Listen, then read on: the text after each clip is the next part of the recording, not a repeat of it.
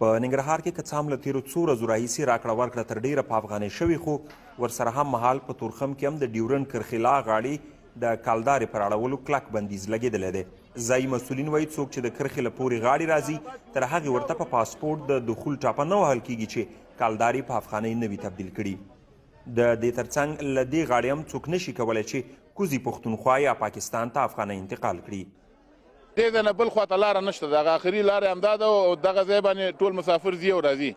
نو په دغه ارتباط باندې مو د تورخم بازار نه چې څه صرافان وو هغه مو دلته انتقال کړل دلته مو کېنول او موږ خپله راغلو دلته د دې ګیټ دغه د تاسو شاهد د ثانیه یاستئ چې دلته مو سربازان درولي خپله هم همدلته ولاړ یم چې څوک بې نظمي ونه کړي او څوک د چا سره زیاتی ونه کړي د ده په خاطر سره خپله دلته ولاړ یم او نو کنټرولوم د نږدې نه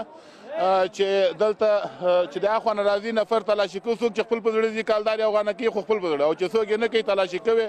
ورو یې هلته ځي خپلې افغانۍ کالدارې افغانۍ کوي او بیا دې خواته بیا یې دوباره مو بله تلاشي لګولی چې بیا یې د دې ځای نه پټ تلی نه اوسي هلته خلک د تورخم صفري نقطه کې خپلې کالدارې په افغانیو بدلوي او خوښي ښکاره کوي تر څو په ټول هیواد کې یوازې افغانۍ د چلند وړ وګرځي خو غوښتنه یې دا هم ده چې حکومت دې نرخونه کنټرول کړي پاکستان نه راغلم افغانستان ته ځم او دلته دې خلکو چې کالدارې سره یې افغانۍ کړی او افغانو مې موږ ډېر خوشحاله لکه سړی چې مسلمان یو هغه کې زه شریعت نه منم دا زموږ خپل وطن دی باید خپلې روپۍ زموږ دلته هویت دی دا خپلې روپۍ جاري وساتو بس دا زموږ ډېر دې باندې فخر باید وکړو او افتخار دی موږ دپاره چې موږ وطن کې خپلې افغانۍ رواج شي دا زموږ کلتور دی خپل وطن هم دی ځان چې بس همدغه افغانۍ مطلب موږ دپاره سیدې پوج دا کالدارې لرې شي او مطلب راغلي یو بس زوله خیره سره افغانۍ پوج کالدارې مې افغانۍ کړله پوه شئ او مطلب نور روان یې کور ته زوله خیره سره د تورخم ښاروالي وایي دوی په دغه ښارګوټي کې د افغانۍ دودولو په موخه نرخنامې ټاکلي او هر څوک چې ترې سرغړونه وکړي قانوني چلند به ورسره کیږي د مارکیټونو تنظیم مدیریت باقاعده نرخونه کنټرولوي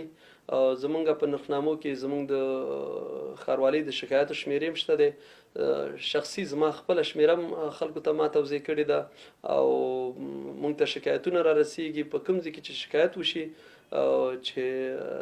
خلک په نرخونو کې نامناسب چلن کوي یا لږ تر لږه د پخوانیو